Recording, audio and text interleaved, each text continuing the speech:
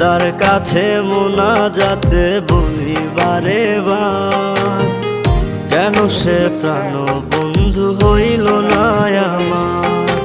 খোদার কাছে মোনাজাতে বলি বারে বার, কেন সে প্রাণ বন্ধু হইল না আমার। নই কি আমি তার যোগ্য, নাকি আমার এমন ভাগ্য, এত ব্যথা সইতে আমি পারবো না যে আর। খোদার কাছে মোনাজাতে বলি বারে বার, কেন সে প্রাণ বন্ধু হইল না আমার।